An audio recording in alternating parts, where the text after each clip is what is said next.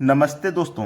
अगर आप इन घड़ी के सवालों को नहीं करना जानते तो इस वीडियो को देखिए, पूरा सिखा दूंगा। तो चलिए स्टार्ट करते हैं। पहला सवाल, 8 और 9 के बीच कितने बजे घड़ी की दोनों सुई 8 से बराबर दूरी पर होंगी? 8 से बराबर दूरी पर। इस तरीके का जो सवाल आता है उसको क्या करना रहता है, देखिए आपको ना हमेशा 60 के बटे में 13 लेना है। ठीक है, 60 के बटे में 13।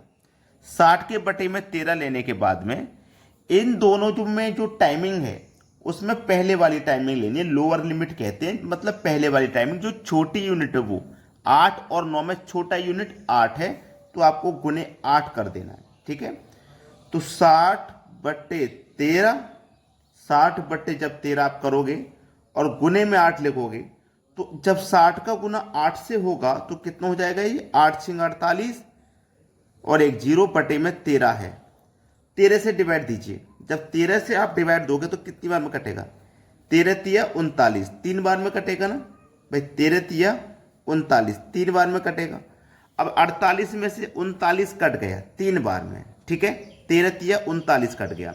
48 में से 39 कट गया, कितना बचा? 9। 9 में जीरो लगाओ तो 90।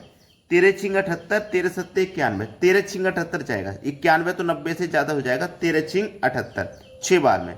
अब 90 में से 78 जब कट गया तो बचा कितना भैया? 12। तो 12 में तो जाएगा नहीं है, 12 ऊपर लिखो बटे में 13। तो ये 36.12 बटे जो 13 है, ये कौन से वाले समय से दिखाएगा टाइमिंग?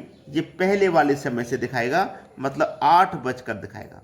8:36 12 सहित 13 बटे आपका जो दूरी है वो बराबर होगी। ठीक है, 8.36 किस ऑप्शन में?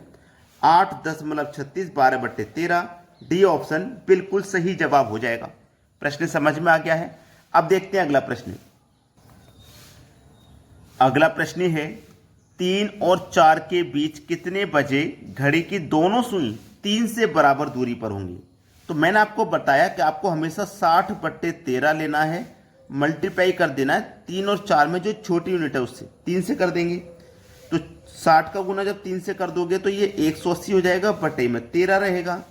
13 से कटाएंगे तो ये कटेगा 13 एक कम 13, 18 में से 13 कट गया, कितना बचेगा? ये 5, 5 में जीरो लगा दो 50।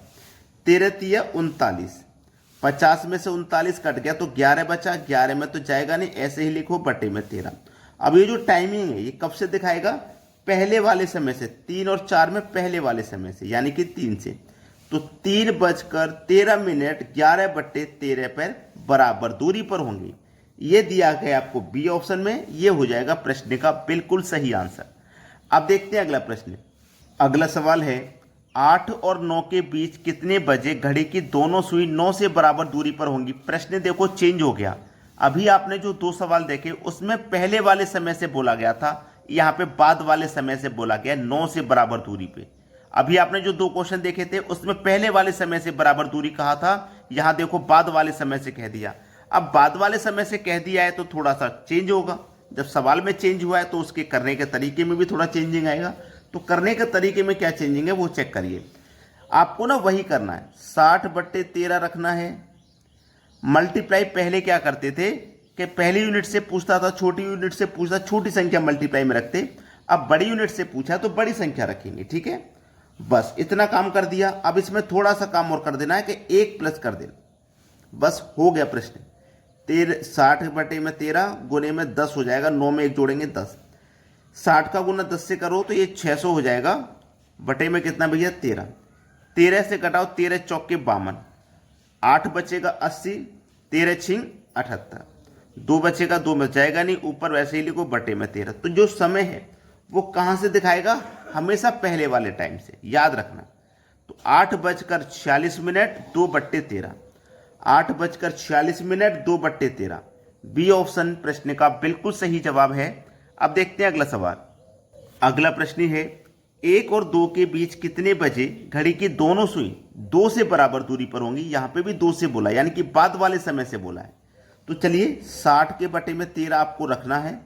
जब बाद वाले समय से कहेगा तो बाद वाले समय को लेंगे और उसमें 1 जोड़ेंगे। तो 60 बटे 13 गुने कितना हो गया? 3। 60 का गुना 3 से करो 180, बटे में कितना? 13। 13 से डिवाइड दो, 13 एक कम 13, 5 बचेगा 50, 13 तिया 39, 50 में से 39 गया तो 11 बचा, 11 ऐसे ही लिखो बटे में 13। जो भी समय रहेगा वो पहले वाले से दिखाएगा, ठीक है, पहले वाले से, यानी कि 1 बजे से। तो 1:13 11/13 ये दिया गया डी ऑप्शन में, ये सवाल का सही जवाब हो जाएगा। चलिए अब देखते हैं अगला प्रश्न।